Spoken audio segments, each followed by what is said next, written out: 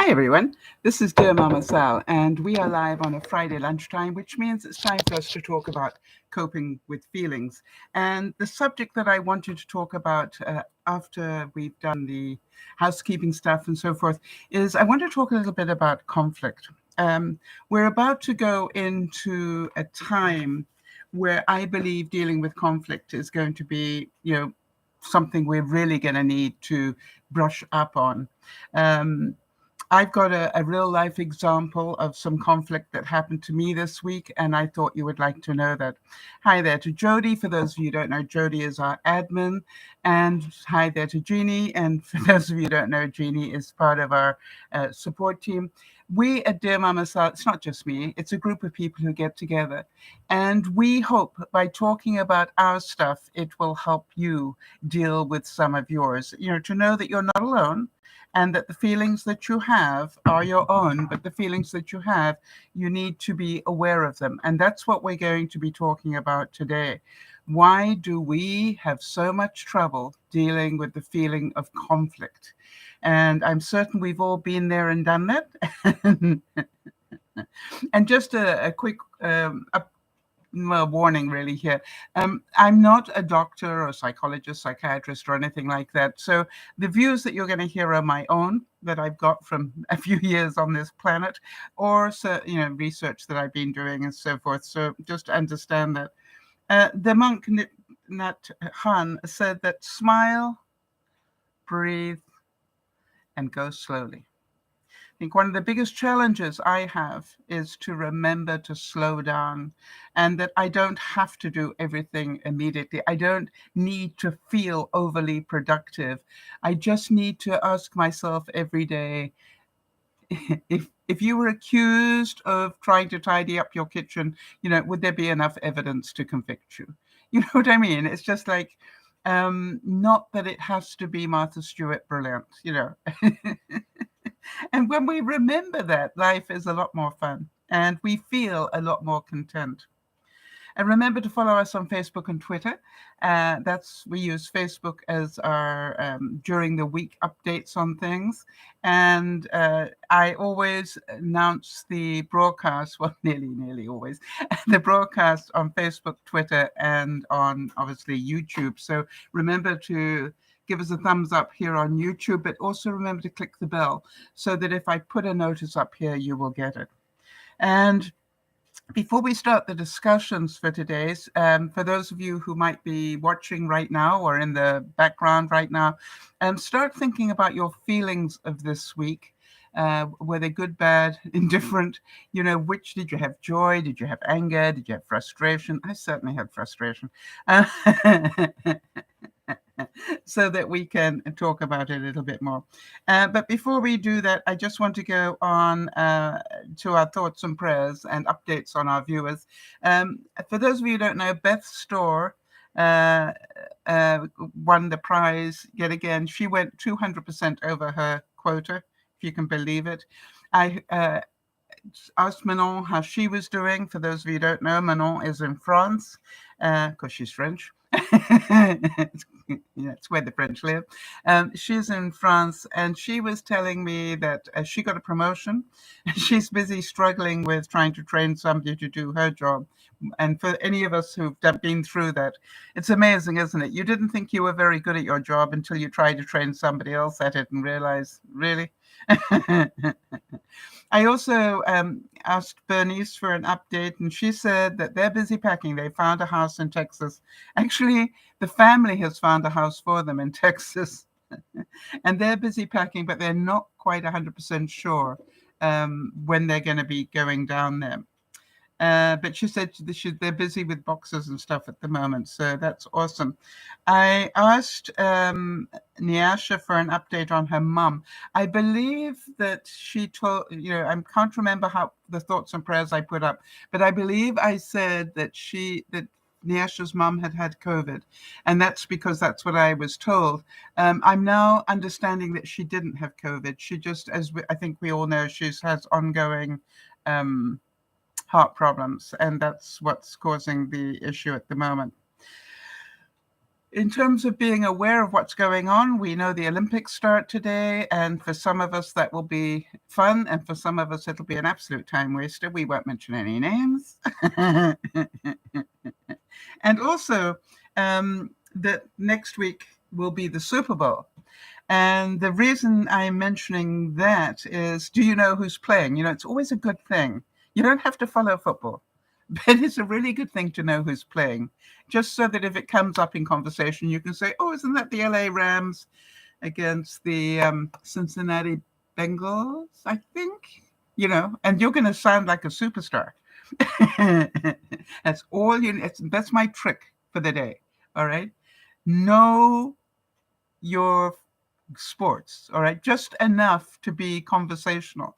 And I found that when I was in business, I always made sure I knew who was in the English FA Cup final or in the FIFA World Cup.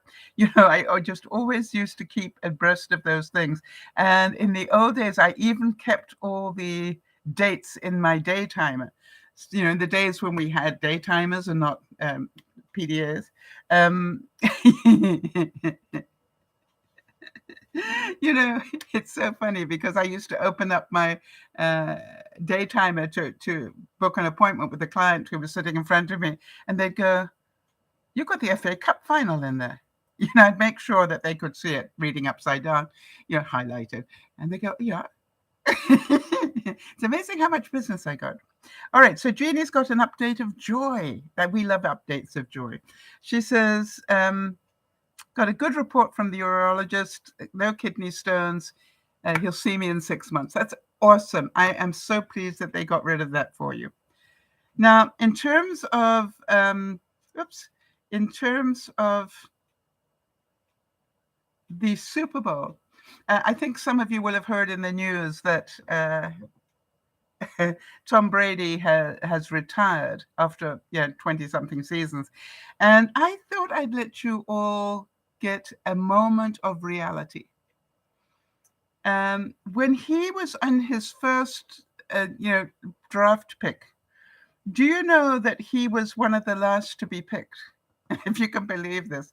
I believe he was the 199th pick, and the Packers picked him up at number 199.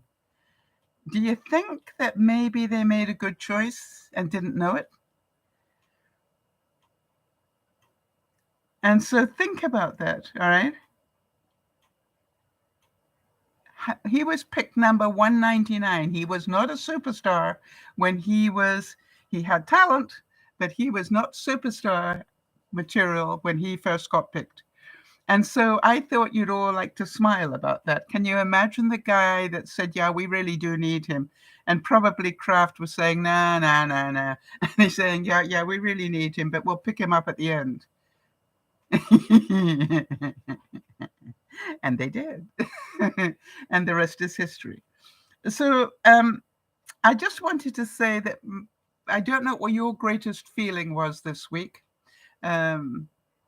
And if you can say overall, obviously Jeannie's is one of joy, knowing that she hasn't got kidney stones anymore. Mine, without a doubt, well, first of all, I had a feeling of self-sabotage. Have you ever had that feeling? You know, I worked so hard after Christmas to lose that Christmas weight. And I did, didn't I? I lost, close to 6 pounds in a hurry. And then last week, I put it back on again. Now, you probably wonder, how on earth did you put 6 pounds back on again, Sal? Well, I can tell you, I ate Chinese. I went and after Chinese, I went bowling with my neighbors, bowling on our Wii, WII. And they had a whole stack of mini Mars bars next to me. And I think I probably plowed through about 15 of them before I realized what I was doing. Do any of you relate to that? Where you don't crave it, but if it's sitting right next to you, just keep, Anyway, I did. And then 2 days later, they invited me back for a return because the family was over from where they live. They invited me back for another dinner and more bowling. And, the most incredible thing was that I had an unbelievable meal, roast beef, Yorkshire pudding, all the trimmings. And then sat next to the Mars bars again. So how did I pack on 6 pounds in a hurry? That way. Now, the reason I want to tell you, I have a feeling of self-sabotage. Do we agree that, and probably some of you, how do you feel about that? What is your reaction when you know that when I go over there, they always put a bowl of mini Mars bars next to me? How do you feel about that? Knowing that I'm diabetic.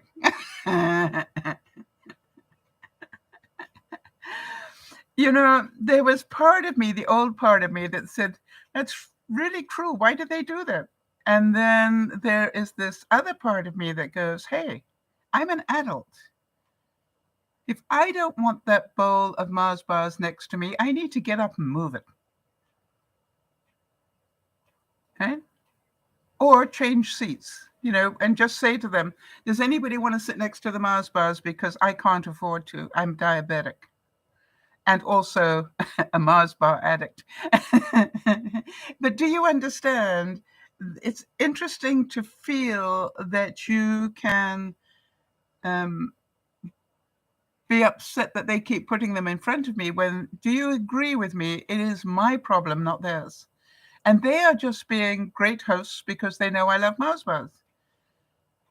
And they probably could eat one or two and not anymore. You know, they're not compulsive like I am. You know, it's like some of you will relate to that, right? You can open up a packet of candies and you don't, you know, stop until you finish the packet. Or maybe it's crackers or Chris. Do any of you relate to this, or is it just me?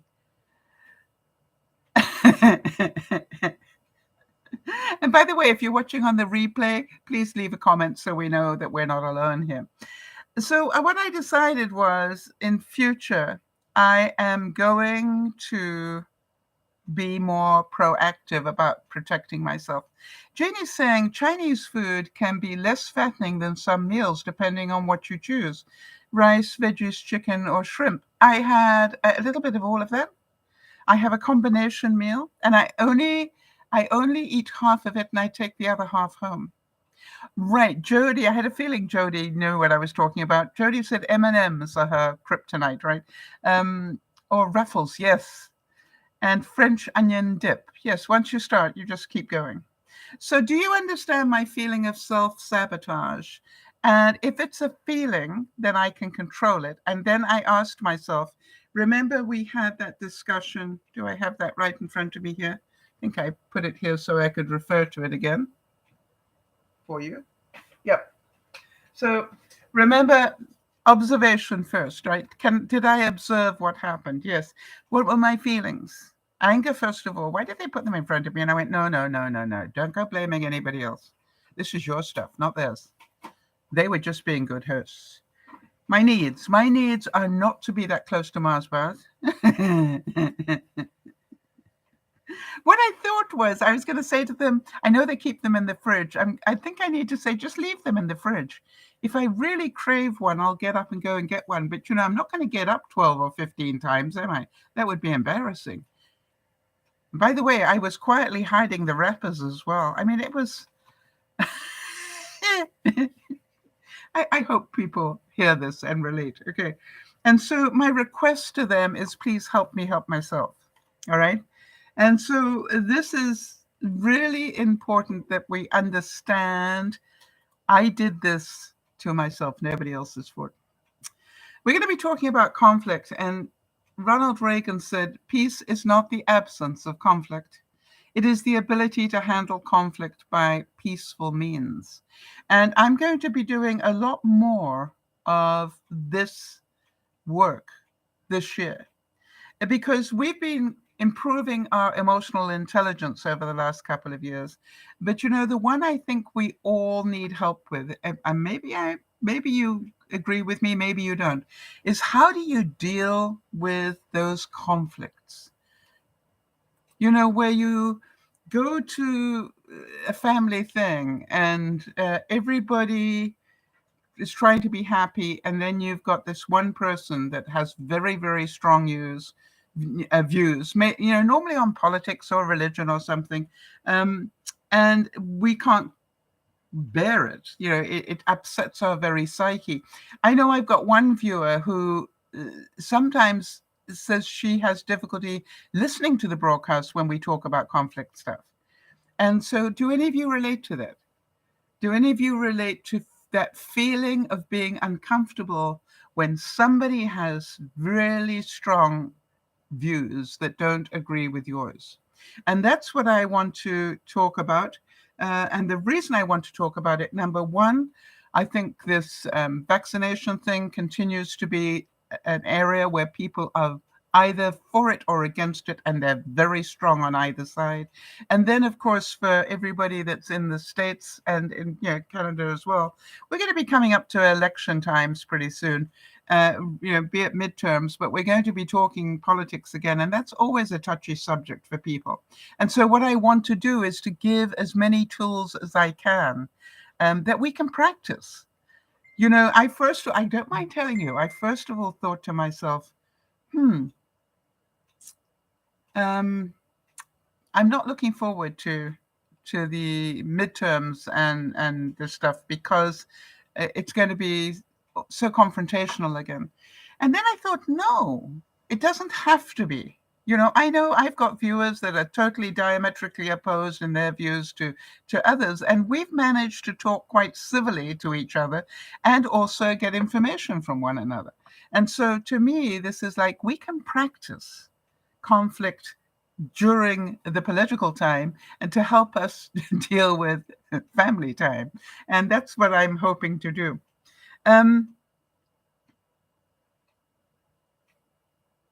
I think that there will be more backlash coming in terms of the pandemic.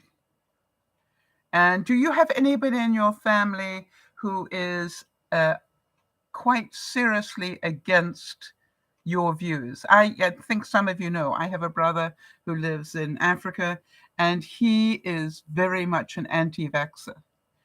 And what I want to talk to you about in a minute is how I dealt with something to do with that this week, because it became an issue and I wanted to get it resolved. They say that it takes two to tango, but it only takes one to not have an argument. Think about that, right? It takes two to tango. It takes two to have an argument. So if one of us is not having the argument, remember I always say, if you've got two people and they're pushing against one another, here's my view, here's my view, here's my view, what you've got is conflict. But if you've got one person going at it, but this person doesn't respond, doesn't react, with that same energy, then this gets borrowed after a little while. So we're going to be doing more and more things. So what I hope to do is to give you different words that you can use, and what to do with yourself when you feel that tension rising up and that need to be right. You see, it's all about us. They're entitled to their opinion. How about this one? We need to learn and to show others that there are tried and tested powerful ways of containing and resolving conflict which do not require the use of force. John Lennon said, imagine, all right? Imagine if we could do this peacefully. Yeah. Jeannie's saying that her daughter Annie worries about her two boys attending Texas schools, when some of the kids are getting COVID. I think kids around the world are getting COVID, Jeannie. And I know your grandchildren are very precious to you, and I understand that, and I understand Annie's concern. But the truth is, this omnivariant is so contagious. I think it would be a miracle if we don't get it. All of us, not just the children. I think it'll be a miracle if we don't get it. And, that is the whole thing, that I'm not expecting not to get it. I'm hoping that it'll just be like a normal flu. That's what I'm hoping. So when we look at these things, all right, when we look at these conflicts, I want us to think about them. So, Jeannie, when you hear about your grandchildren being in Texas, where they have a no mask mandate and all that sort of stuff, how do you feel? What does it feel like for you? What are the emotions that come up? Just so that we can discuss it. And if anybody else has got an example like that. I had, and the example that I have was, strangely enough, a sort of reverse of it in some ways. My brother is due to visit this year from overseas. And he was busy saying that when he heard that the mandate in Canada has been extended to the end of June, he's planning to visit in June. When he heard that the mandate requiring vaccinations and all that sort of stuff had been extended to the end of June, he told me he wouldn't be coming to Canada. And if I wanted to see him, I'd need to go to the States. Now, how did I feel about that? Right? When every time he's visited my sister in the States and then come up to visit me.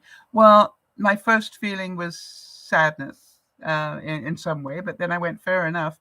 And then I was a little scared, will I be able to afford the insurance to go to the States? Because, that'll probably cost me, well, it normally costs me about $500 to buy the insurance, my medical insurance, to do that trip. And then I'm thinking, now with COVID and diabetic and I'm on heart medication, this could be very expensive and I'm not sure if I want to go there. But then part of me goes, I think I'm covered to a large degree by my Visa card. So I got to look into that a bit more. So here we go. Let's think about that. Anyway, so here's what happened to me. Interesting. Jenny's giving some feedback saying the boys are wearing masks. I do not argue with any about it. Right. And that's, because why cause more conflict? Well, actually, I'm pretty certain you're happy that they're wearing masks. My question is, will they be allowed to? Is it optional?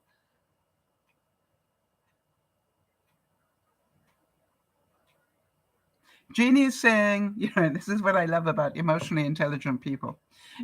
Jeannie is saying, if I worry, I change nothing.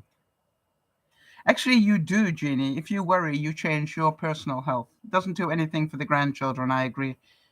Hi, Beth. Congratulations, honey. I was saying at the start that you have done really well, and I believe you got a snow day today. And you took it, which is very unusual. Yeah. So the whole thing about worrying is, it is very selfish. All right. And what you need to do, it's okay to be worried. It's okay to even tell somebody, I'm a little worried about that. Hi there, Jana. Good to meet you. And thank you for popping in. Yeah.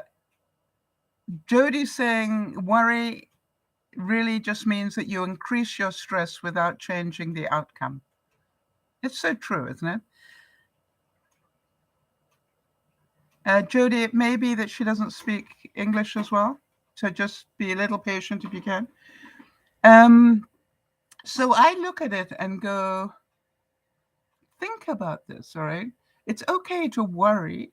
I had something happen yesterday with somebody I know, and I said, okay, fine, I just want to tell you I'm a little worried, but I'm not going to hang on to it, but just need to tell you, and this is why, all right? Because it's okay for me to feel. It's okay. It's important, remember, to observe it, observe the feeling, make sure you know what you're feeling, and then get it out, talk about it. But what happens to most of us when we get into conflict? Let's talk about that for a second. How many of you shut down?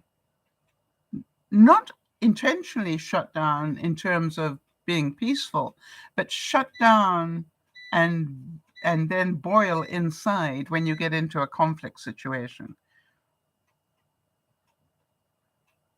And Anita Roddick said, the key to handling problems and conflict within an organization or within your life, right, is to keep the channels of communication open.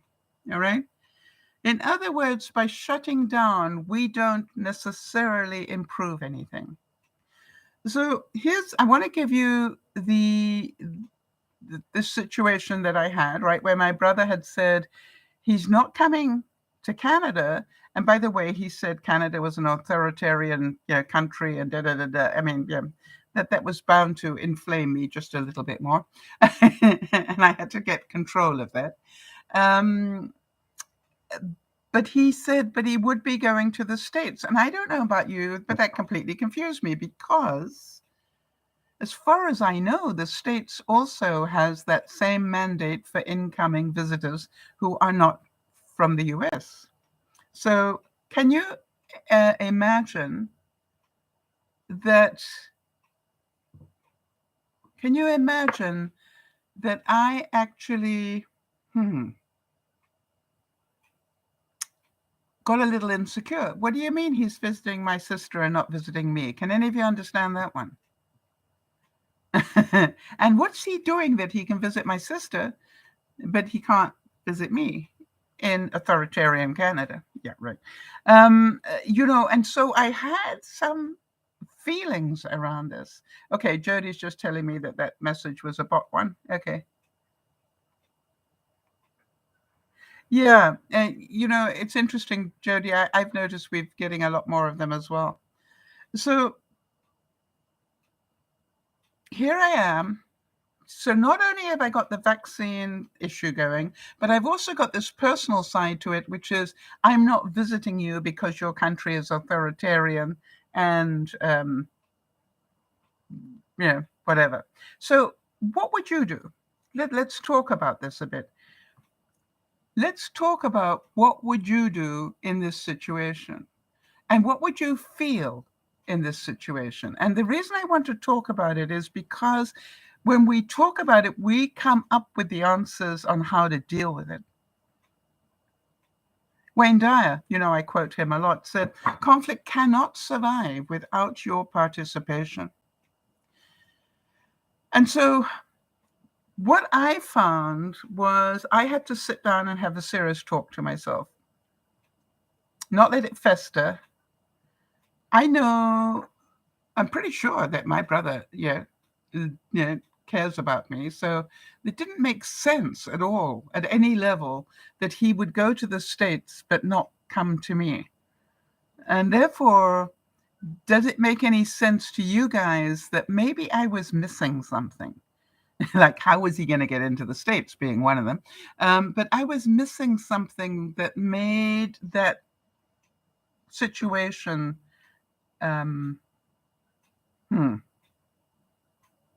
make sense to him. Let's put it that way. So I knew I needed more information from him, even though it was going to be uncomfortable. And then there was this whole business that he kept sending me all this information about, how you didn't need to be vaccinated to get immune and da da da da and da da da da, and which is, we know, having. But what I found interesting, each time he quoted the same media source, and I didn't know about this media source. So as I might have mentioned last week, I actually checked it out and found out that it's a far-right media that actually started up in Hong Kong originally and now is, around the world. But, it was just like, check the source. And I did. And I didn't, I also found out they were, large contributors to the past president of the US and so forth, and did massive amounts of advertising. So, I look at it all and go, there's more to this, and I don't know. Yes, Jeannie's saying his lost Sal. US has similar rules about visitors. That's what I did the research on, Jeannie, and that's what I found. So that's why, can you see I was confused? So then instead of saying his loss, right, which I quite agree with you, but, instead of thinking that, I went, I want more information. I don't want to run away from this. This is what I used to do. I'd like answers now. I'm an adult. Does that make any sense?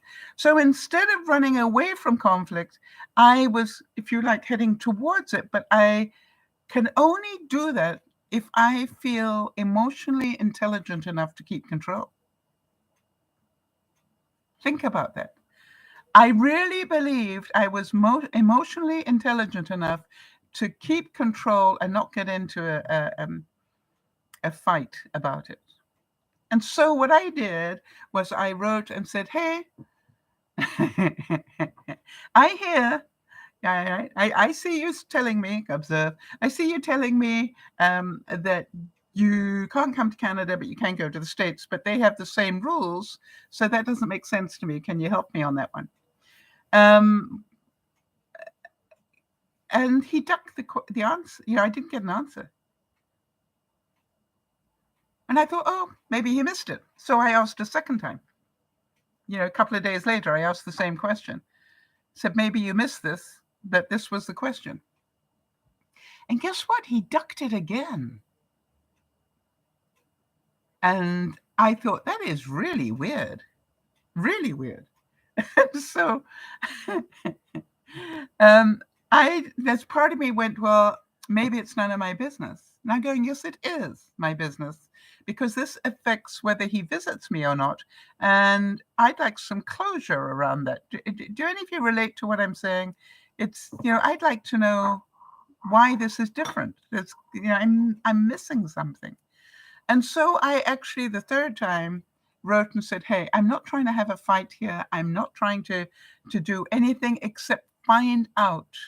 How come you can visit the States but not visit Canada when they have the same things?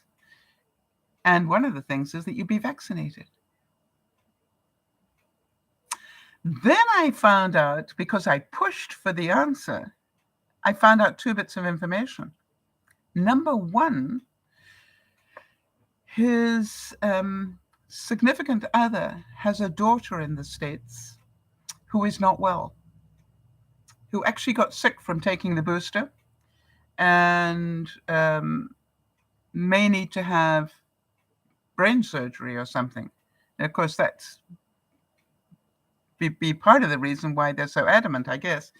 But what I didn't know was if they need to come to the US for her daughter, they will get vaccinated.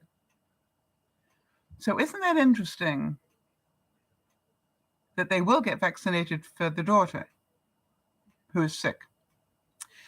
But then there was more to the story, because the second part of the story was his significant other does not have a visa for Canada. She has a visa for the States. And that would be the reason. So quite honestly, when you think about it, he never planned to come to Canada. And I was okay with it. I had the answer. You see, now I see it in a different way. Because he is going to be traveling with her on this trip. He probably didn't know how to tell me that he wasn't coming my way, and I would need to go down there. So think about that, all right? That conflict is inevitable. We're all going to have conflict in our lives, but combat, all right, is optional. And so as soon as I heard his reasoning, I just wrote back and said, okay, that makes sense to me now.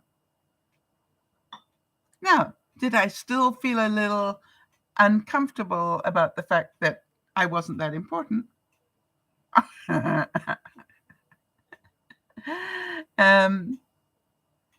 but it's like, I understood. Yeah, it makes sense now. And when it makes sense, I don't feel frustrated. Yeah, Jenny, can you see? I needed, and so this is the thing I want to make sure that we all understand, is that rather than fight, get more information. Oh, and by the way, about the comment I made about the far right publication that he keeps quoting, he said, if you mean it's conservative, in other words, that I was making a judgment call. And I actually found the source. I actually made sure I had done some research into that particular publication, and I found a not mainstream, although I did find plenty of comments about it in mainstream. I tried to find a middle of the road type organization that made a comment about it, and they are the ones that said that, and also said that they were affiliated with a particular religious cult and so forth. Anyway, not cult, but religious thing in China. And so, to me, it was all I did was say, hey, I didn't make this comment. Here is the quote. And here's what I read. I did the research.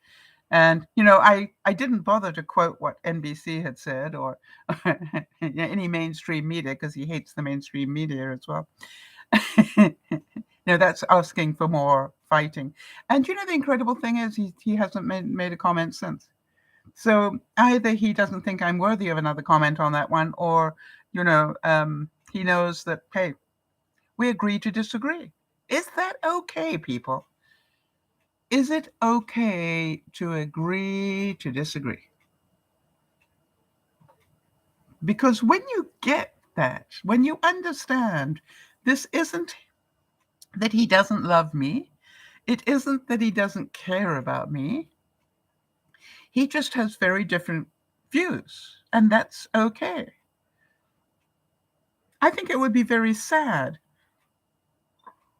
if the only people we listen to are the people who have exactly the same views as ours. And that's why I always welcome people who can, in a civil way, discuss their differing views.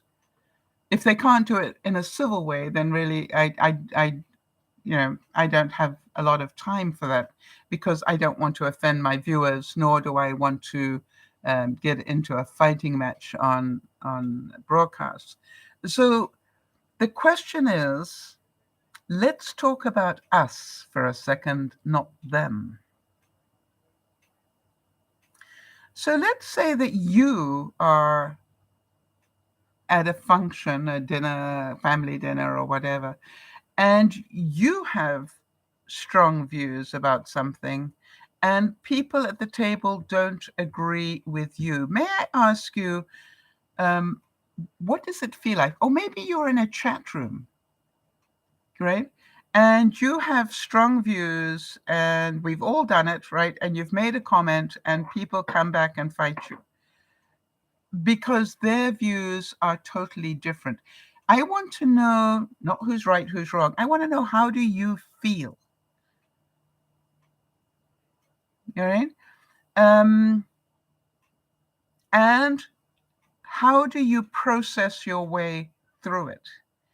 I always give the example of somebody threatened my life here online one day. And how did I feel? Well, one thing I know is to let go of the emotion. All right. I can feel in the split second, like really angry, but I know to let go of the emotion. And when I got down to the fact was somebody just threatened my life. And you know what I said to myself, Sal?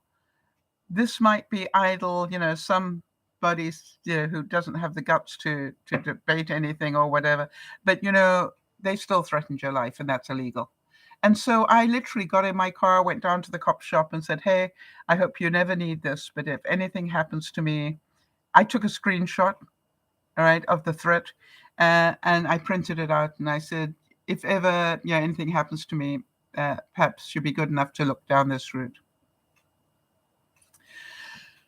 So Jeannie's saying, you should feel okay that you and your brother are friendly. My brother and I rarely got on because he was very unkind to me. I had to find out years later through therapy how bad it was for me. I've been through that as well. But Jeannie, I want you to stand up tall for a moment, right? Because you are a lot more emotionally intelligent now than you were then. And what I have to say to you is, if you had had the tools to set the boundary, if you had had the tools and the emotional intelligence to do it in a peaceful way, would you have wanted it? In other words, that even though your brother was unkind, most, all right, let me ask you this. Most people who are unkind, bullies, you know, people like that, and what is their stuff, all right? They're not happy people, all right? They're full of negatives, right? They're jealous, they're angry, they're this, that, and the other. So the question is, as an emotionally intelligent person, do you think that you would have handled it differently today, Jeannie? Hi, Nasha. Good to see you. So think about that, all right? What about you, Jody? Would you deal with stuff differently today? I know you've had conflict within your family. Would you deal with it differently today than maybe 5 years ago? From what you have learned by doing this. Because I realized that if I didn't continue to talk, even though it was uncomfortable and it could get nasty, um, that if I didn't keep control and get to the bottom of this, I would have a bigger problem. And that is thinking that I was less than, when actually it wasn't about that. It was about totally different things. And I am so glad that I put on what I call my big girl pants and went and asked the questions. And by the way, even though he ducked it twice, I still I was determined to get the answer because it didn't make any sense. And I thought I was entitled to an answer. All right. So Jody's saying, if I had grasped emotional intelligence many years ago, I could have avoided a very toxic ex-partner. Yeah, I know what you mean, Jody. Having been through the emotional roller coaster I went through, it makes me appreciate the growth. And that is to me, yeah, the emotional growth, right? And that is to me the important thing that you see, that you wouldn't deal with it the same way today as you did then, right? Because you are a different person. And you are emotionally a lot more intelligent. But the thing is, it takes a lot of practice, doesn't it, to become emotionally intelligent? It takes a lot of practice to learn how to deal with conflict and not get sucked into the argument and just stay civil, to stay friendly, even though they are attacking you. And I don't know about you, but I always thought, if they attack me, I should attack them back because that's showing strength. And what I found out is I don't need to do that anymore. It is the most amazing feeling. And by the way, I'm judged by other people who say, why didn't you give her back what she gave you? And I'm going, because I have no interest in going down that road. And believe you me, I could. Believe you me, I have it within me to use equally vile words and probably more. But do I choose to go down that road? No. How about this one? Listen to understand, not necessarily to agree, and definitely do not respond. If you haven't got control, keep your mouth shut, would be my recommendation.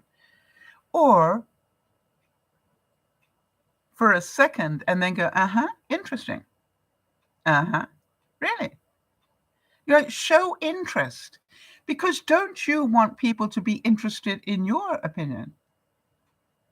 Or do you want to just be cut off? Like, oh, I'm not going to talk to you because you've got a different opinion. I don't like that. I like it when people are interested in my opinion and what makes me think that way.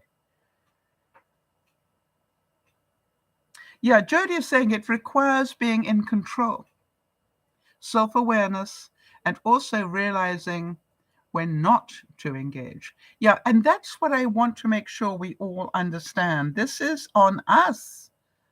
Even if they are attacking us, it is on us, not on them.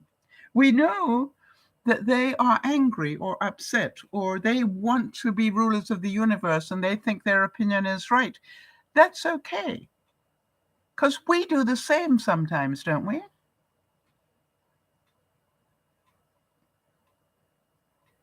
But the thing is, do we need to hate each other and attack each other because of our differing views? You see, I believe that what we want to do is to satisfy the basic needs of being heard, of being understood, and being accepted, and that we can agree to disagree. It's always amazing to me, Jeannie, and I continue to thank you. Now, Jeannie has totally different political views from mine, and yet she has remained a loyal viewer, through different elections and so forth, and we have learned a lot from her. All right. So has all our discussions changed my point of view? Not a whole lot. But every now and then I ask myself, and I don't mind telling you this, every now and then I do ask myself, what if I am totally wrong on this and that I misunderstand it all? All right? Because every now and then I think we need that humility. Maybe it's not as clear as I thought it was. But the thing is, at least hear the other person's point of view and why. They got a good reason for believing what they believe. How about this one? I think this is really important. 10% of conflicts are due to a difference of opinion. 90% of conflicts are due to a voice tone. Nyasha's an expert on that one, I know. All right, that somebody can say something to you, but if they use that judgment tone, or you know the one that says, "Are you stupid or what?" Or in Nyasha's case, how childish is that, sort of talking down to you like a child when you happen to be in your 30s? No. And so you look at it and go, isn't that true? That a lot of it has to do with body language and voice tone. Jody, I wonder if you could do me a favor. And Jody, being our admin, does great work at researching for me while I'm talking. Jody, I think it's 75 or 80% of all communication is done by body language. Am I correct on that? So could you just Google for me what percentage of communication is body language and voice, and maybe in voice tone? All right, let's see if we can find that out while we're talking. It was said that there's a magic formula for resolving conflicts. This is it. Have as your objective in resolving the conflict, not the gaining of advantage. There is a magic formula for avoiding conflicts.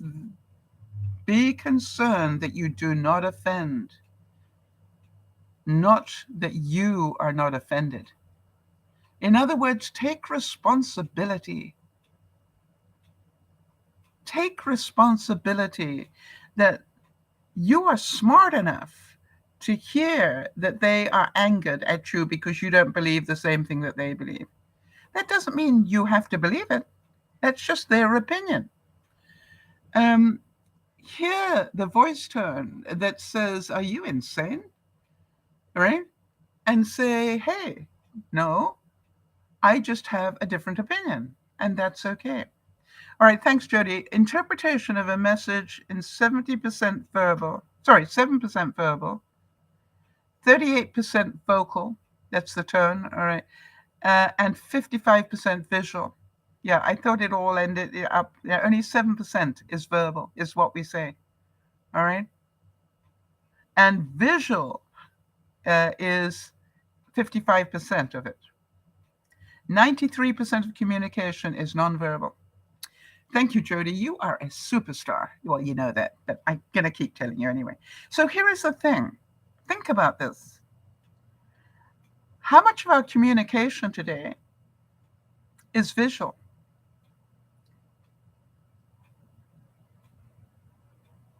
In other words, how often do you see the other person's body language, right? If you're dealing with conflict, I find quite often I do a lot of my conflict stuff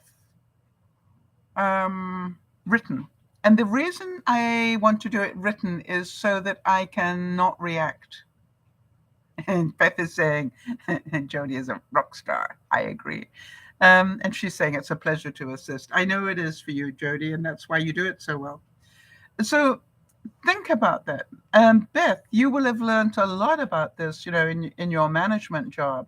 That, it's like the way you walk towards an employee is as important as what it is you're about to say to them. Or you remember the discussion we had about your husband, Charles, looking at Charles when you speak to him is really important, really important. Why? It says, you have my attention. May I have yours? This is what I'm trying to tell you. But if you're always doing it, on a flyby, then that's a whole different message. This says, hey, I'm just going to throw this at you on my way by. Doesn't have quite the same. I always used to make a point in management. I would always praise people in public and criticize them whenever I could in private. All right? So how about this one? M. Esther Harding said, conflict is the beginning of consciousness.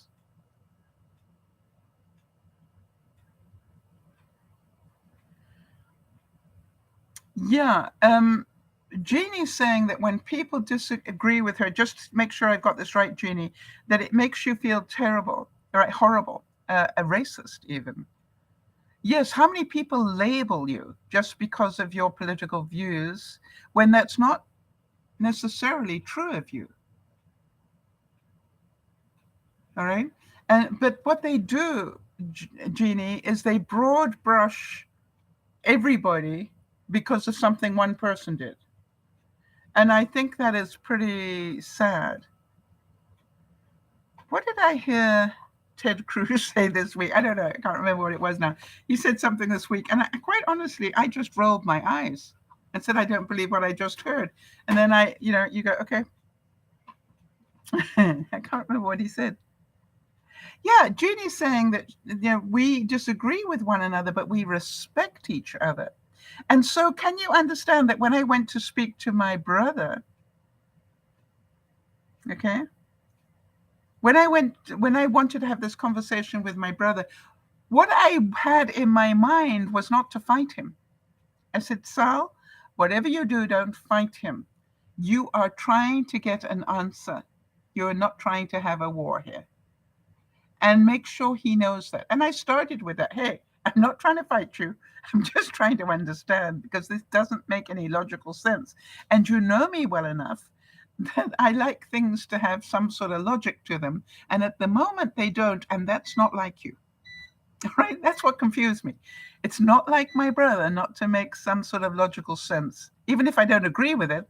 But that's what was missing, the logic. And he's a very logical person. So I knew I was missing something, and I was right.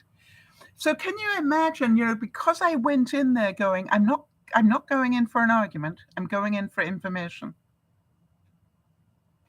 And if you remember that I also had an issue recently with another member of my family, and they said, well, maybe we better not talk anymore. And I just said, hey, I'm sorry you feel that way, but hey, if you don't want to talk to me for a while, that's your right.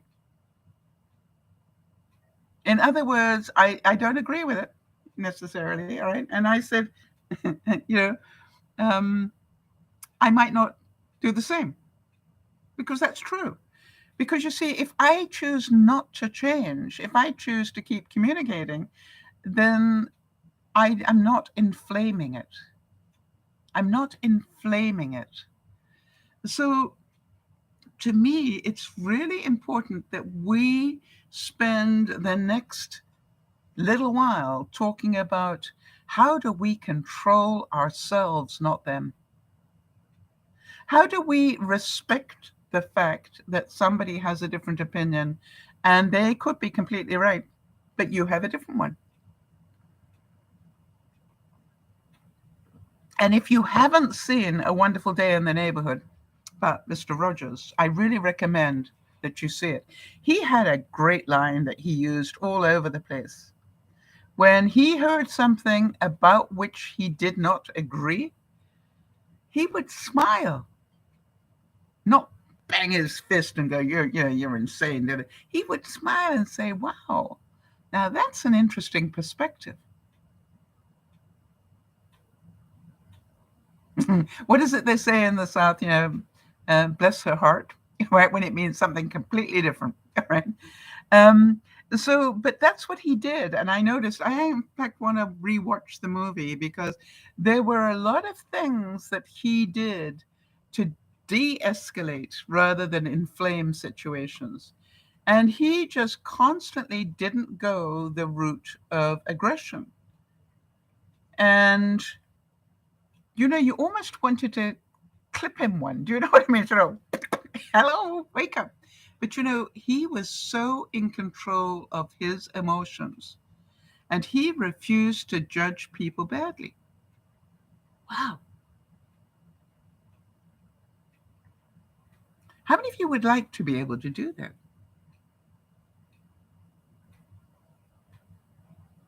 Instead of just, knee-jerk reaction, how many of you would like to be able to not have anybody upset you anymore? And I think when you think about it, when you think about the monks and the Buddhists and everybody else, you see the reason that they are so at peace is because they don't let what you're doing affect their inner peace. It's like they've got this force shields protecting them. And it goes, yeah, you can fight against me. That's fine. I understand that. I don't have to fight back. So remember that. I don't have to fight back. And if you don't fight back, what will happen? Yeah, Jeannie's saying the best thing was what he taught children. And we're talking about Mr. Rogers. And yet, Jeannie, there are an awful lot of people who think what he taught children was dangerous. Interesting, right? Beth is saying personal choices should never be judged. You understand the word should is already a judgment, right? Should never be judged. It's a personal choice, period. Yeah, and Jenny's saying let's remember, to be kind to one another is what he taught. To be kind to one another. And so I look at it and saying, remember what we said? It's a basic need to be heard. Hear people out. Oh, let me ask you something, people, because you're smart people. How do you feel when you are busy saying something and then before you've even finished what you're saying, the other person is in there disagreeing with you? They cut you off and go in the other direction. How do you feel when people do that to you? Question.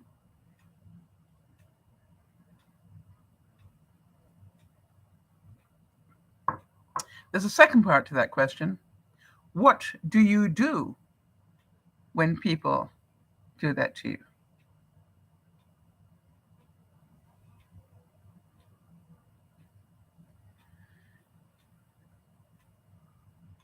So, and the reason I ask that is I do it. I cut people off. In conversations, I have to catch myself all the time. And what I do now is when I realize I've just done it again, I go, I am so sorry. I am in such a hurry to get my view up because I don't want to lose the thought.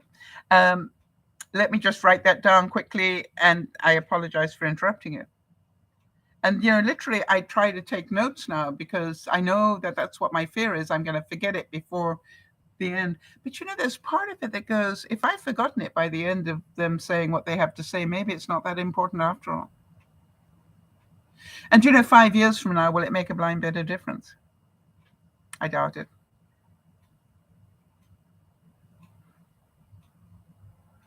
Felix Frankfurter said the most constructive way of resolving conflicts is not to have them. Yeah, Jeannie's saying Mr. Rogers enjoyed the imagination of children. Yes, he did. I think he enjoyed a lot of things about children. Yeah, just the joy of them. And, it's like when you watch that movie, and I believe it to be factual in part, he literally would be on set during a broadcast, and somebody would come in that he knew, and he'd stop the broadcast to acknowledge the person who just came in. Drove the set people mad, but that's what he did.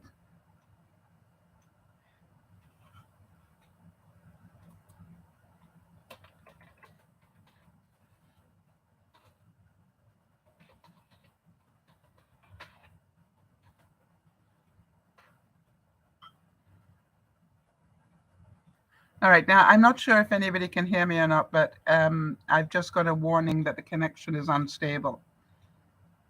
So just hang in here.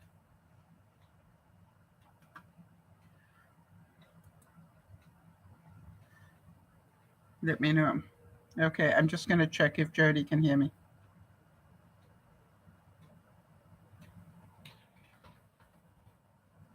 Oh, you can. Okay, thanks, Jody. And you can see me, okay. I've got this, your connection is unstable. Please wait while we try and reconnect. So it's good that it's still working. Phew. So let's make sure we understand, right? Peace is not the absence of conflict, right? Peace doesn't mean you don't have conflict. Peace is the ability to handle conflict in a peaceful way. So how many of you want to be able to do that better? I know we all do it to some degree. So my question was, how do you feel when somebody cuts you off during, when you're trying to tell them something?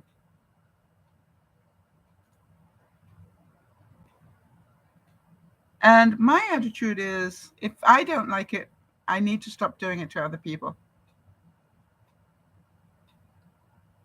How about when you're talking with somebody and they suddenly come in with, yes, but. I do that a lot. Yes, but. How does that feel? I want to know how it feels, because when we understand how it feels to us, then maybe we can stop doing it to other people.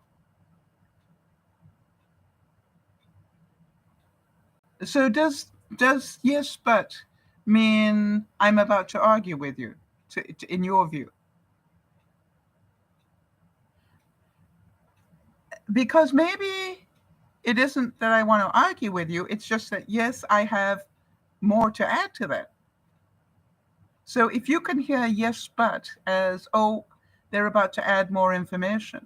Now, I must admit that when I have discussions with my friend Marnie, or deep heated discussions with Doug, we literally are in like this all the time, right? And it's like very, very active. All right, so Jane is saying she feels I'm not heard. So my question is, when you feel that you are not being heard, what do you do, Jeannie? And while you're answering that, Jody's saying, it frustrates me to not be heard, especially after the other party has freely expressed their opinion and has no interest in hearing mine. The difference now is that I can walk away. What about setting the boundary, Jody? What about actually saying, hey, wait a minute, Joe, I just spent 5 minutes listening to your point of view, and I found some bits in there quite interesting. I wonder if you would be polite enough to now listen to mine.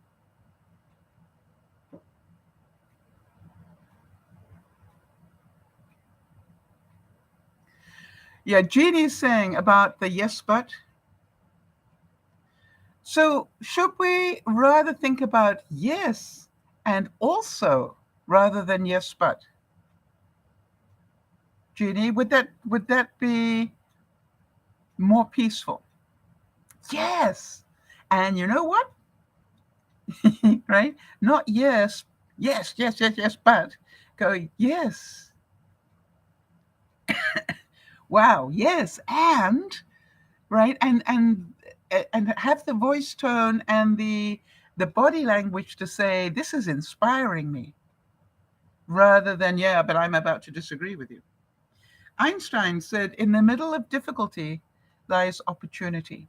And that's what I've decided is I'm going to take all this conflict that we're hearing about. By the way, do any of you feel uncomfortable or scared or anything else with what's going on between Russia, Ukraine, and NATO? How many of you have feelings around that?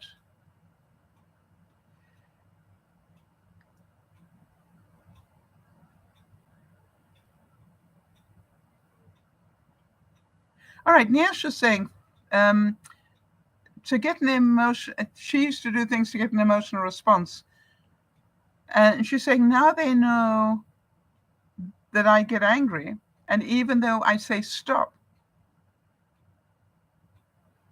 I've since realized their gameplay because I caused my head to hurt. Yeah, because, yeah, and this is the whole thing. When you realize how this happens, all right? And that people get angry because they don't have the words, or they get angry because they can't change your opinion, or they get angry because they can't control you, or they get angry because they don't understand. You see, people do that. It's their stuff, not yours. All right. And Jeannie's saying, sometimes it depends on the situation. I would often let it go and exit the situation. Yeah, you don't have to stay and fight. However, I believe, just my belief, Jeannie, that emotionally intelligent people who care about one another would probably give it a couple of days and then write back and go, you know something, Jeannie? 2 days ago you said da da da da da, and that's been playing on my mind a little bit because I know you're a kind and generous person, and that confused me. And I just wonder, could you tell me more about what's going on?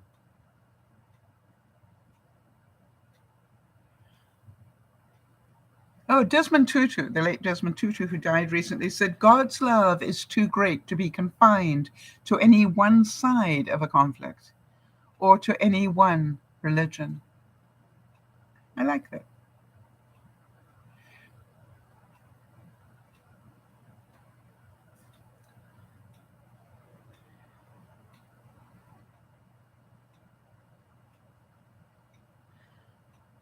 All right. And yes, she's saying they're okay and all right. I would be worked up, yeah, emotionally, all right, while they were calm.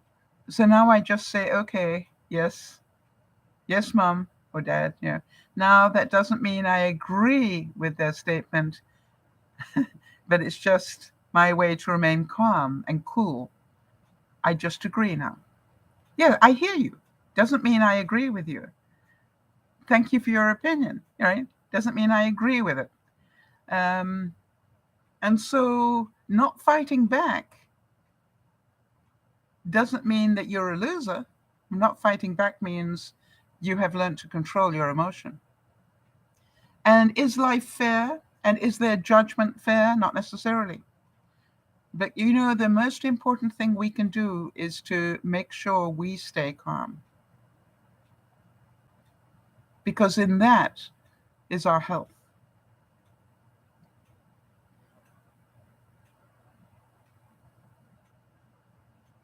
And so to me, this is like, we can do this, but it takes practice.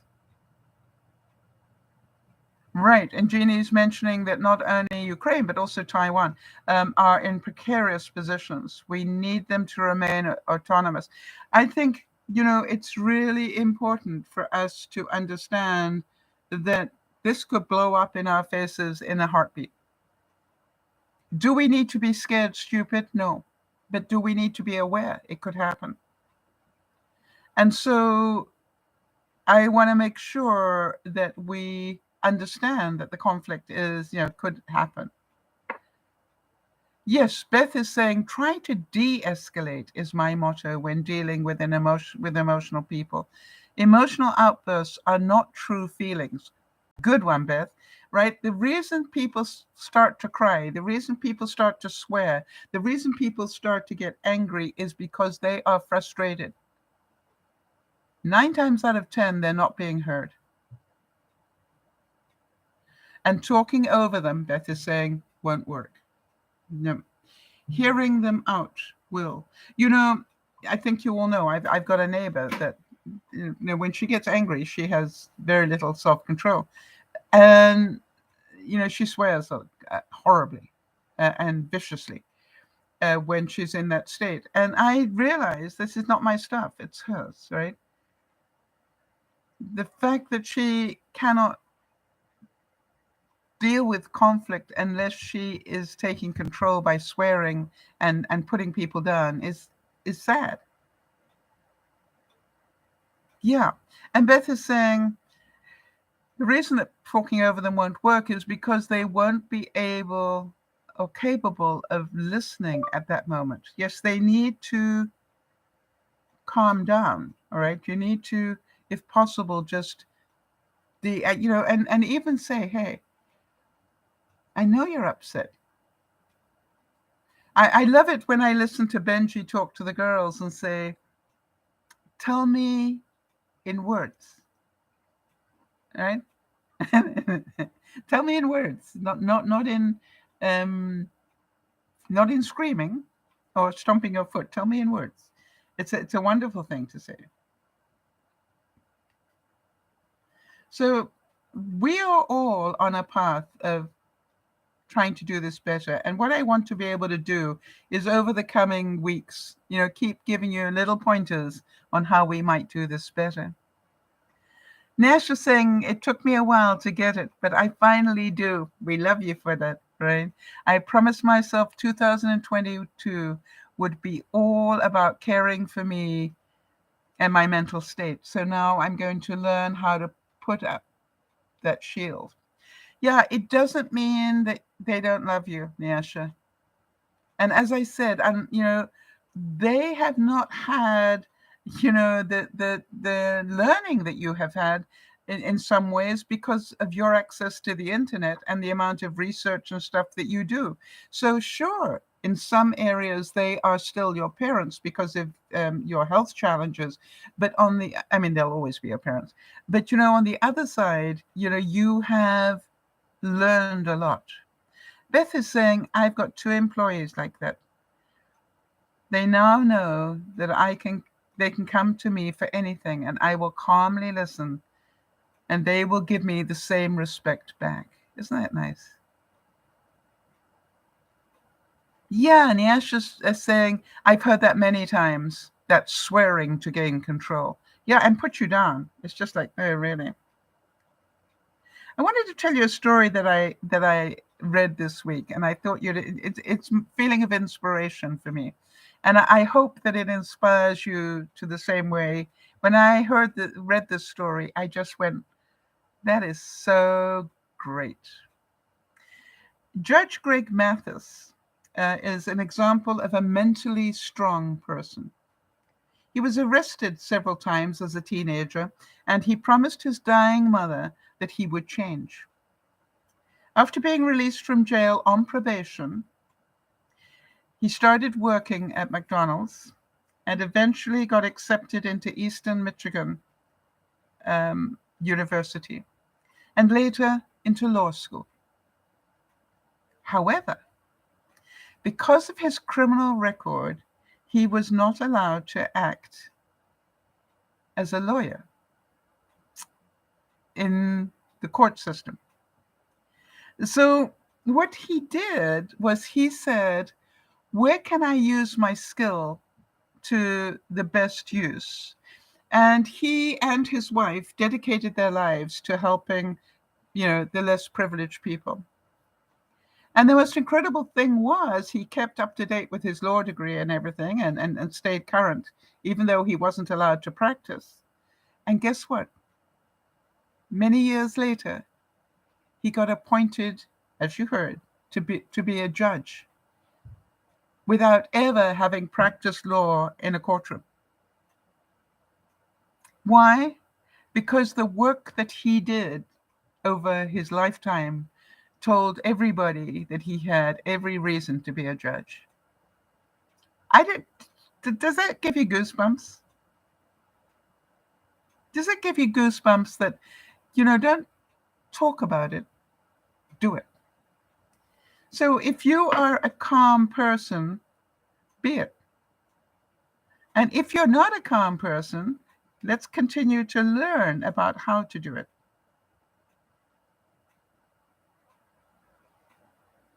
Let's continue to do that. I promised you a demonstration of something last week, so I want to show you. I was talking to you about self-watering flower pots. Now, this is not a self-watering one. This is a flower pot. I've just got it in a plastic beaker so you can see. All right. So this is just drawing up water, but as soon as that water comes below here, the pot is going to have a problem. All right. It's going to start drying out. Unless the roots are pretty long, in which case the roots will follow the water down. We know that from our experiments last year. However, what I wanted to show you is, you remember we were talking about my material, and I don't want to throw it all away because I use it. And this is what I do. Okay, same pot, but now I've got a piece of cloth. By the way, make sure it's natural cloth, cotton. It won't work with polyester or something. But cotton, sucks things up. So what you do is, and you will see I've got the piece of, this is actually a piece of face cloth. All right. So I've got it all the way down and all the way to the top. Can you see that? Like that. And so now what you do is make a mess. Okay.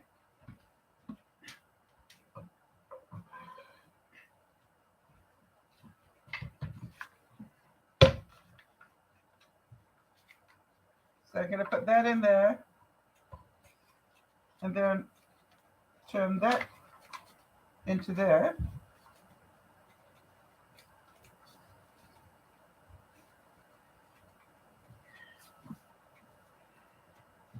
Now then, even if it sucks the water up here, it is still pulling. Can you see that? It's still pulling the water from the bottom. So how often will I need to water this? Not nearly as often as if I have a regular one without that in it. So this is self-watering. I think it's the reason I lost so many of my seedlings last year, is they dried out too quickly and I didn't notice it. So this year we're going to be doing more experiments. All right, any questions about this before I put that away? Beth is saying, talking about the swearing thing, I do swear when I'm alone in the stockroom, when I get behind on work stuff. But I've learned never to lose my emotional control in front of my crew. I just have a mini meltdown and move on. Yes, I find the washroom is quite a good place as well, as long as there's nobody else in it.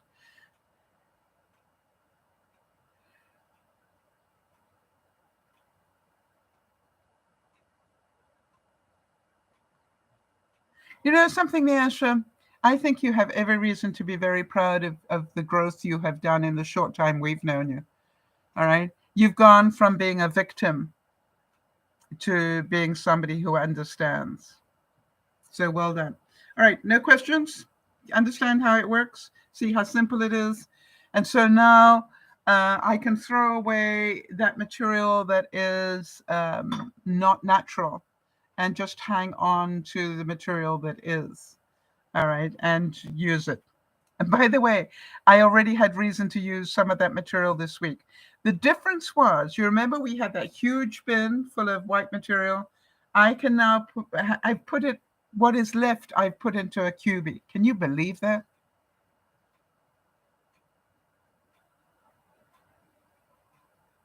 All right, so Niasha's saying, I've given up that fighting spirit, although I'm a fighter in arguments. I'll be no longer becoming emotionally upset.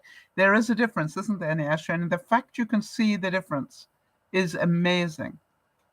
And remember, it takes two people to have an argument, not one. And to listen to what the other person says, really important. Right. How are you doing on your projects, people? Anybody got any feelings about any projects they're trying to do? I've got a situation where I've got one of those put together coffee tables, you know, where the coffee table comes up and becomes a sort of laptop desk. And I don't know why, but it was not it was not designed very well. It isn't an IKEA one, and I should have known better. It's not an IKEA one. And so what is happening is that the connections for the sides keep pulling out slightly. And what I'm thinking of is I'm going to get some brackets. First of all, I'm going to try some Gorilla Glue to see if I can put Gorilla Glue in. So when I push the side in, hopefully the Gorilla Glue will keep it together. But I've also ordered up a couple of brackets. So the next time somebody comes to visit, they can help me turn it on its side so I can get to it and then put some brackets. But the brackets haven't arrived yet. You know, it's one of those works in progress. I'm making inroads in the studio. But, you know, the funny thing is, I've got to tell you the Aerobed saga. I think I told you that I knew I had an Aerobed in the shed somewhere, and it took me a long time to find not only the bed, but also the bit that goes underneath it and everything else. And then, if you can believe this, I was so happy because I found it all. And then I unpacked it all, and I'm going, where's the lead? Where is the lead? I couldn't believe that I found all the bits. And then, you know, you need the special lead that goes in for the thing that blows up the mattress, right? And then I went, wait, I've got one of those big plastic bins that you saw last week, full of electrical things. And so what I did was I took it out and I put a lot of it on my bed to see if I could find it, and I couldn't find it. So what I said to myself, and listen to this because I think it's important, what I said to myself was, before I put it all away, let me get some of those baggies that I've got, the big ones, and let me just sort them into similar things before I put it away. Does that make sense to you? In other words, you know, all the ones that look like computer or rather phone recharging type cables, put all those in one plastic bag, and all those, what do you call them? The adapters and things in another one. So I was doing that. Guess what I found? Not one, but two of the sort of leads I needed to do that. I was so excited. And if I hadn't stopped to do what I did, I would not have found them. I don't believe in coincidences, right? It was so funny. I was about to just huck it all back in that big plastic bin. And then I went, no, I'm going to just sort them a bit beforehand. And so then I blew up the mattress. I had to remember how to do that because it's actually technical in some ways. And then I'm thinking, I have a feeling this had a slow leak in it, a slow leak in that mattress. That's what my memory was. So what I did was after I blew up the mattress, I put a couple of paint cans on it because I reckon, yeah, let me put some weight on it and see what happens. And sure enough, by the next morning, it still had quite a bit of air in it, but it definitely does have a leak. So anybody got any, obviously I can't put a whole mattress into a bathtub to see where the leak is. So any ideas? I'm thinking if I took soapy water and just went across all the seams, I'd probably find it, right? Because it would blow out, mind you. Not this year. But what I realized is that the mattress is just the right size for my futon. So what I'm thinking is my futon is pretty good, but what I will do is use the mattress on my futon rather than on its little frame thing. And that way, if the air goes down a bit, it doesn't matter because you've still got the futon underneath it. A squirt bottle with water and soap in it, or just squirt bottle? Beth?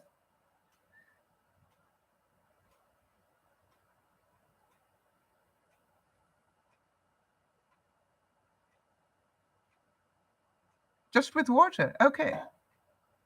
No, it's okay, honey. I just want to understand. So just literally dribble water along and then it'll start to bubble? I knew one of you would have the answer to this.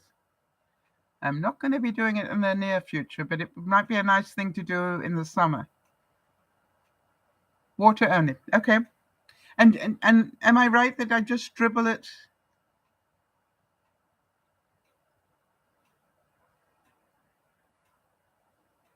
Okay, do it in sections. All right. Now then, Beth, when I find the bubble, what do I fill it with? Obviously, I got to dry it first. So mark it, dry it, and then I'm thinking duct tape or silicone.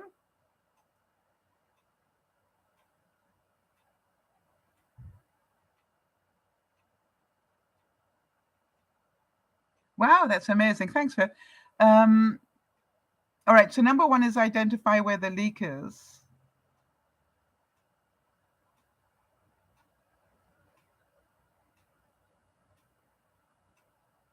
All right, and then duct tape. Yeah, that's what I was wondering.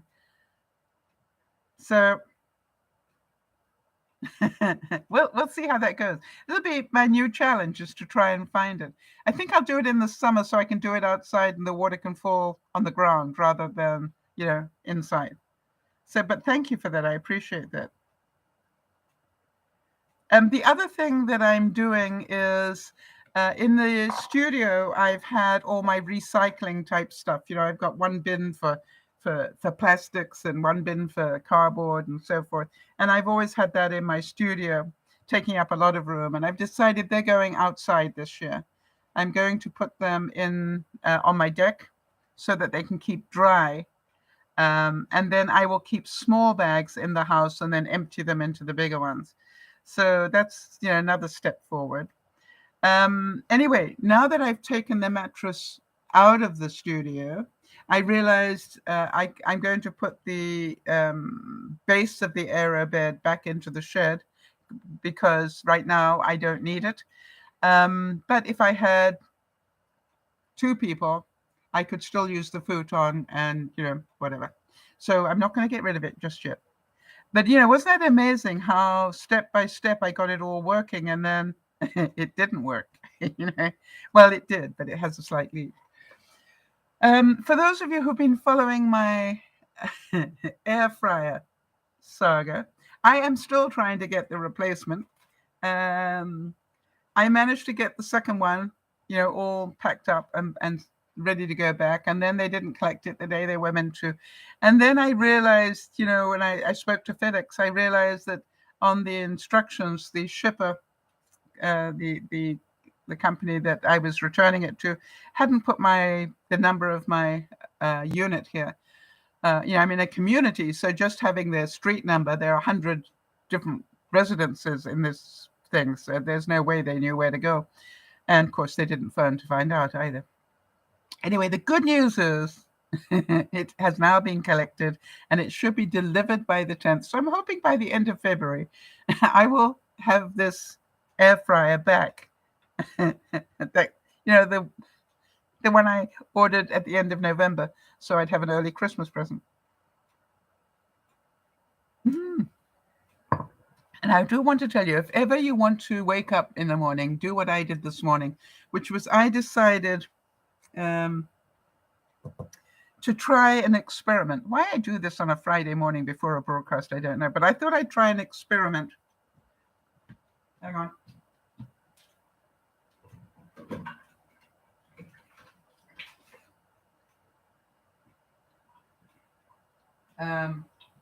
To cook. That's wet.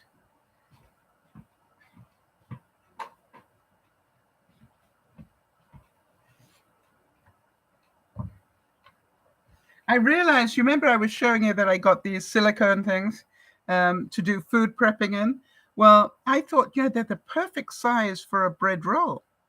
So what I did is I made up some dough and then I divided it into 4 equal parts in here.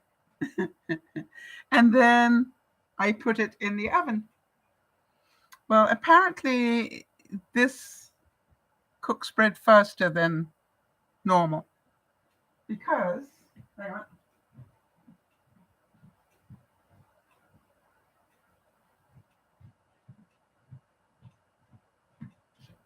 I was correct that it made 4 perfect little bread rolls, little crispy. It set off the fire alarm. But don't you love the little mini rolls?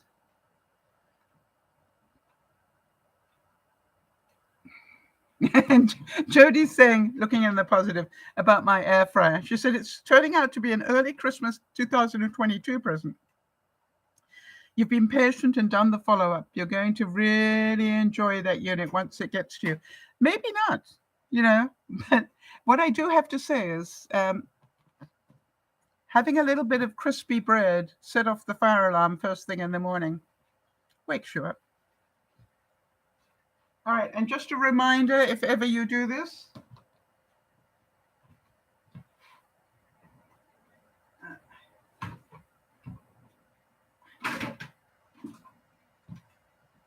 okay, and if ever you just get a bit crispy on the outside of your bread or whatever, the easiest way to fix it is just to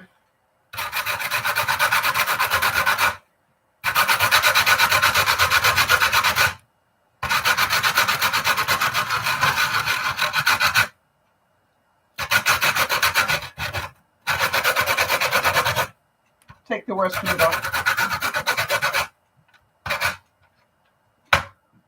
And I'm not going to do it so that it's perfect, but as you can see, the bottom really cooked well. And the question I now have is, how is it inside?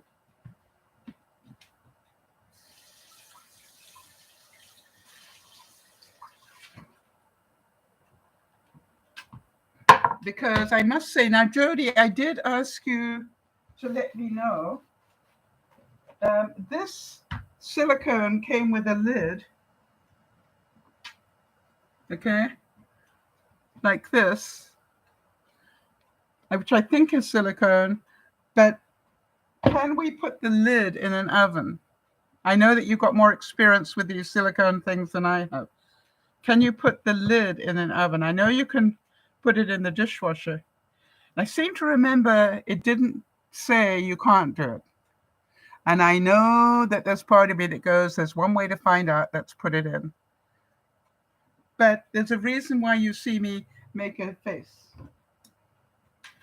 I accidentally put one of these into my oven here, below here, and didn't realize it was on broil, not on cook. And guess what I did? So I think it will still work. It just is a little thinner perhaps than it was. Or, it's just like, if I can ignore that, does it work just as well? Yeah, Jodie's saying the same thing as I am, which is she's not. I think I'm going to write to the I'll look back on the order and speak directly to the supplier and ask them, Jodie, and then I'll let you know. But it does feel like it is silicone, not plastic. You know what I mean? It has that funny feel to it, rubber type feel, not plastic. Anyway, I want to just see how this works out.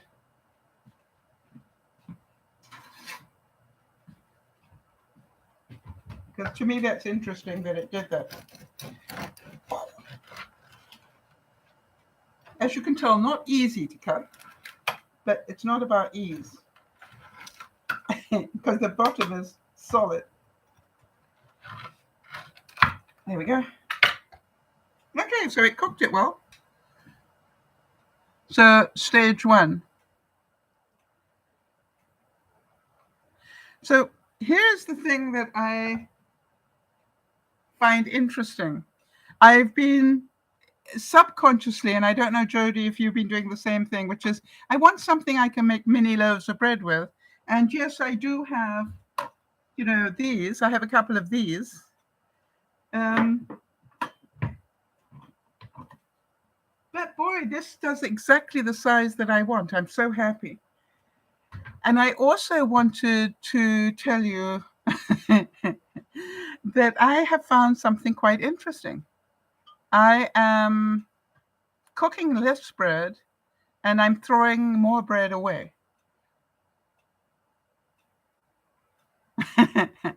Now, that sounds wasteful, but it really isn't. What it's telling me is I am not needing bread as much as I did.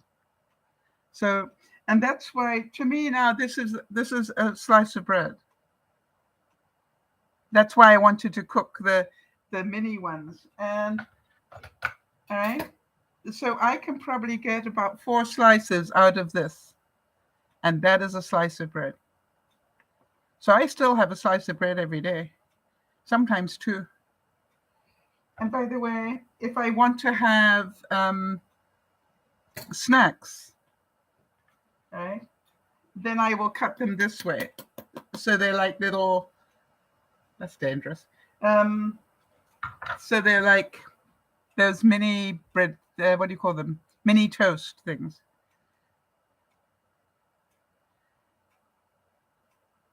Yeah, I've got a feeling that it probably. I'll do a bit of research, and we'll hopefully I'll be able to tell you by tonight. So, if Jody hasn't done it already, but that might take a little while to get that answer back.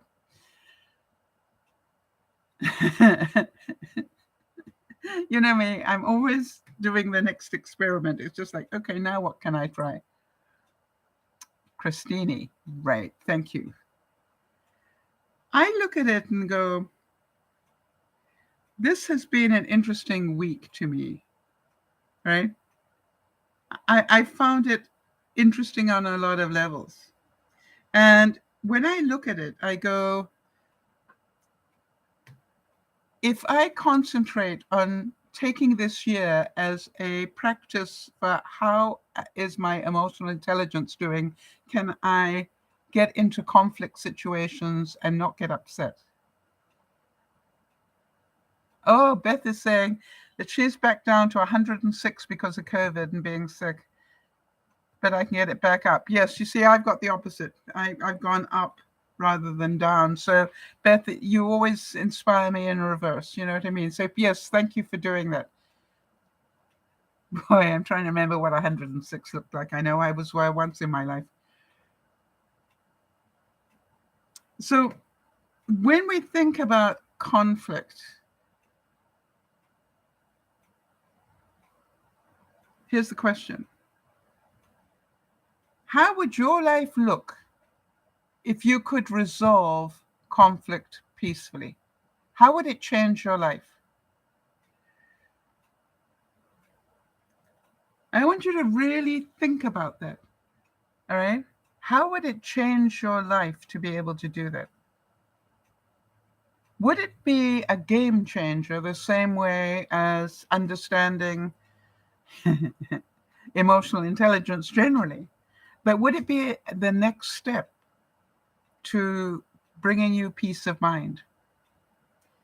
And I heard from Nyasha this week that she was following something that Oprah says, which is, I think you all know that Oprah really is a great believer in starting the day with positive quotes and things. And I was saying to her, yes, if you start your day with positive affirmations, your day changes. I have a day-to-day, one of those tear-off calendar things that's full of inspirational quotes about stuff like that. But we have the choice. We have the ability to do that. We've got the internet. We've got so many ways of getting anger management help, all right, anger management ideas going.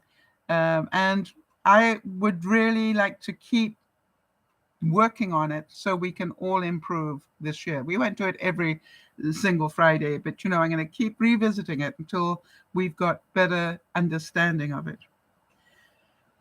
It said that bringing a problem to resolution and closure through continued discussion and compromise is an honorable act, as it shows respect for the needs of both parties.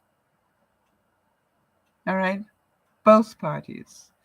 I am going to work hard at making sure I give the person I don't agree with the basic needs of being heard. I'm going to ask the questions that hopefully make them feel understood. And then I'm going to come to some sort of agreement to disagree if that's what it is. All right? And just say, hey, I feel I understand a bit better. All right, Beth is saying, I can say no now. District manager noticed that I'm more assertive and said he has seen me grow as a person. Not yes, ma'am anymore, and it has actually helped my management skills. Absolutely. Set the boundaries. Well done, Beth. I'm so proud of you. You also have come so far in a short space. Jeannie's saying right now, I could have lots of conflict from all sorts of places. Instead, I begin understanding my limitations and limits. That's interesting, your limitations and limits. Yeah, and Jody is right, quoting me on that. No is a complete sentence. Right? You don't have to justify why. How about this? Peace equals the ability to handle conflict with empathy, nonviolence, and creativity. So hand in hand, we will be talking more about nonviolent communication, and therefore, I hope, we will also be able to gain more in our understanding of handling conflict in a peaceful way rather than fighting. I can't help but thinking, and I don't know about you guys, how many hours I've wasted fighting with people on something they were never going to change their minds on. But I also know that it's okay to give your opinion. And, I would like to say that the only reason I have the thoughts I do is because I discuss things with people. What about you? So it's important to have discussions with people and not agree all the time, because in that is your learning.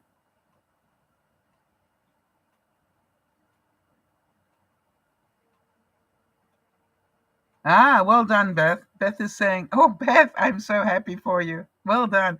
Beth is saying, I can also say yes to my husband more often on spending time with each other because I learned to say no at work. Yeah. Very good. And that was my prayer for you, that you would learn that skill. Well done. So you look at it and go, I think it's so sad that we cannot get on with one another, even if we disagree. William James said, whenever you are in conflict with somebody, there is one factor that you can make a difference between damaging your relationship and deepening it. And the factor is attitude.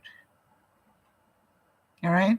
Remember when I went in to find out what was happening with my brother, I went in with the sole goal to find out the information I was missing. And I promised myself I was not going to get angry. Even though he may have thought that that's what I was going to do, I made sure at the very beginning that I let him know, I'm not looking for a fight here. I'm trying to find some information. In other words, I know I'm doing this in writing, but, I just don't want you to run with this in the wrong way.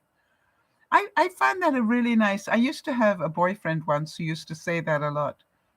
Don't take this, don't run with this. In other words, don't just hear this and run with it. And don't take it the wrong way. And then, of course, I had another friend who used to say, I'd like you to take this personally. You know how we say to people, oh, don't take this personally, but, right? She used to say, I'd like you to take this personally.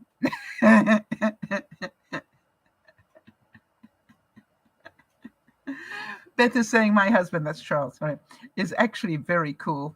I forgot how much I liked and loved him. I was just too busy to see it. Ah, Beth. Not hard to find balance. Without balance, everything is affected. Absolutely. Absolutely. Yeah, so I'd like you to take this personally.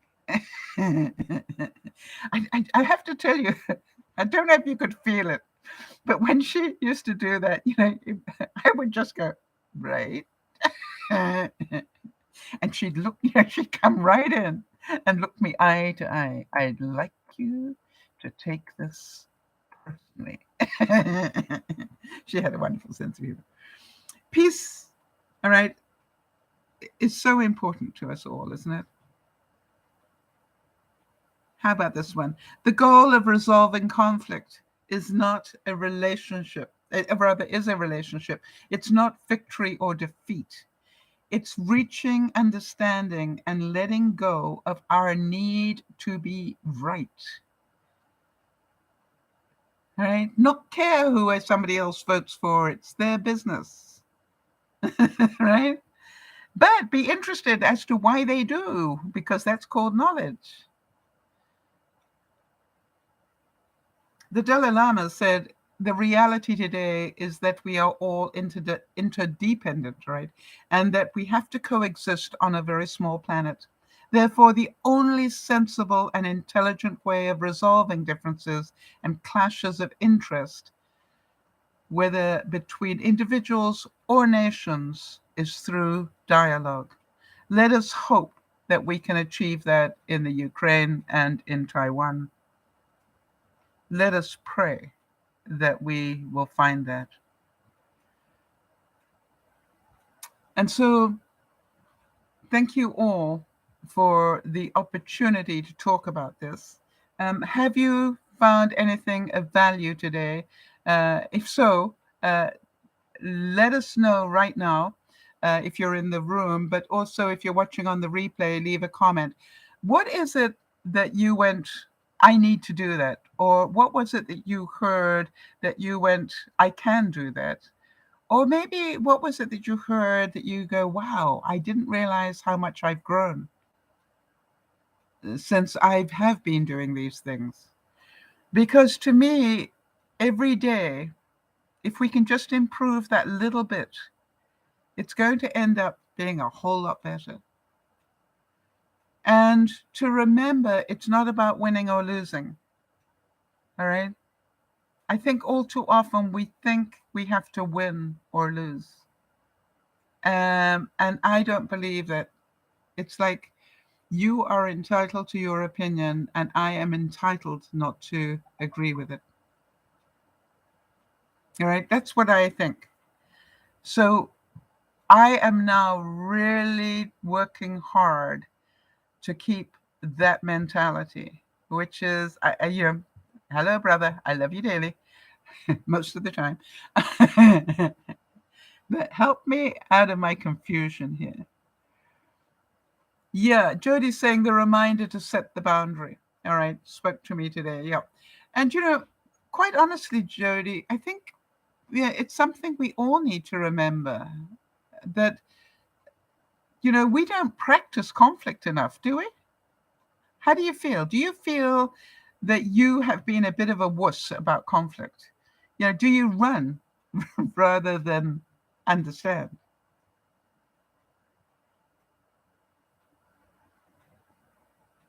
And that is, to me, um, rather than get angry, I've been quiet. Now I'm going, I think I'm emotionally intelligent enough to do this in a rational, big girl way. Think like a lawyer stuff, right? Let go of the emotion, just go for the facts, find out the facts. And that really helped me when I was talking to my brother, think like a lawyer. How would a lawyer word this? And, just put a friendly spin on it. All right, now I want you all to know that we cannot do this without practice. Jody is saying, I think it's human nature to avoid conflict, but you're right in that the learning is by practicing. Yeah. If you can see that and go, I'm going to try not to run away from conflict this year. All right. When somebody says, and what I will do next week probably is to come up with all those words that trigger us. You're stupid. Right. In fact, Jody, you can help me with those. And in fact, any of you that are regulars, send me all those statements that people make that end up causing you to be inflamed and extend conflict rather than, just be at peace. So send me the ones that really get you going. And then what we will do is talk about them and come up with different words so that you've got at least ideas on what you can say instead. And how about this one? Conflict grows out of ignorance and suspicion.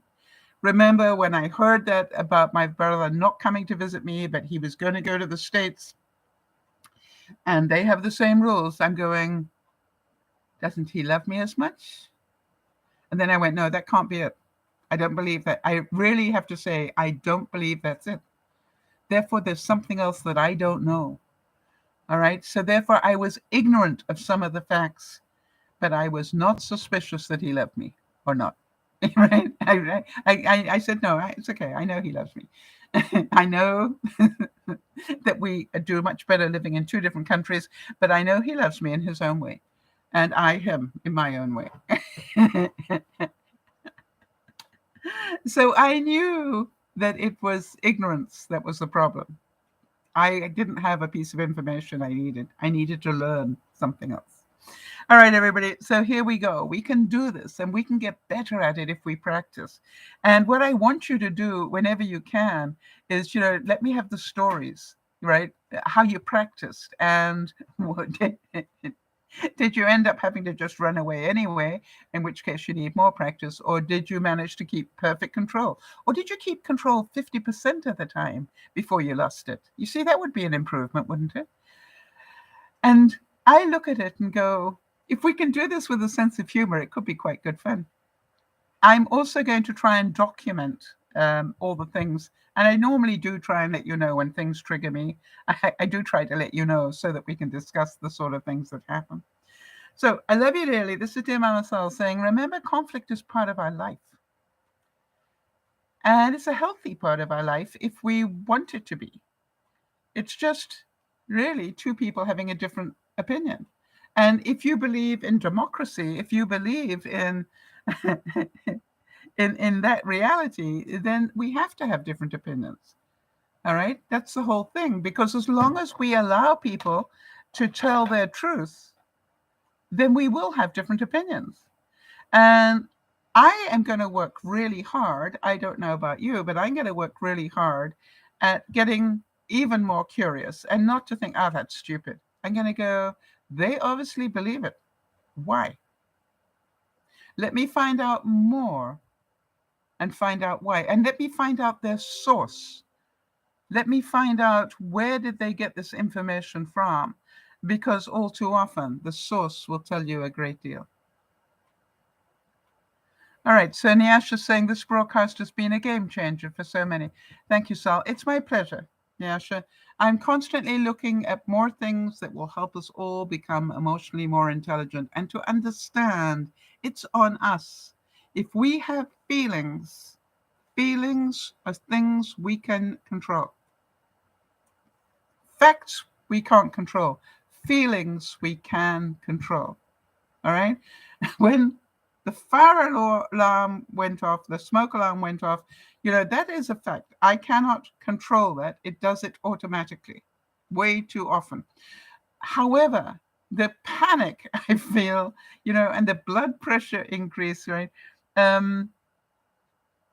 is momentary, right? Because I know I give thanks. Thank goodness it went off. All right. And yeah, I'm sure that pushed my heart rate up a bit, but I'm awake now. And by the way, I now keep a cloth on my way to the fire alarm, so I can grab the cloth as I run and then, go like this underneath it to stop the alarm going, and then immediately open a door. For some reason, I find, most people would open the door and then I come and turn the extractor fan on that should have been on in the first place. Should being a guilt word. This is DearMamaSal saying, one day I might make it to nearly perfect. It's not this week, I don't think. Have a wonderful afternoon. I'll see you this evening. This evening we're going to be cooking some pork tenderloin that I've thawed. So we'll be doing some fun meal prepping with that. And for all of you, be patient with yourself. Learning to turn anger, hate, frustration, whatever around is a long process. I believe I will be practicing it for the rest of my life, bit by bit. And hopefully I will continue to find my life a lot more peaceful because I'm constantly working at it. And I want to tell you, one of the neighbors that I had issue with when I first arrived, turns out that really I've turned out to be a support person for her. And it goes to show that if you just keep being who you are, you maybe get a better result out of it as well. You really are a good and kind person. Act like one. You really are a good and kind person. So please act like one. Practice that. This is DearMamaSal saying, we'll see you this evening. Bye-bye for now. Thanks, Jody.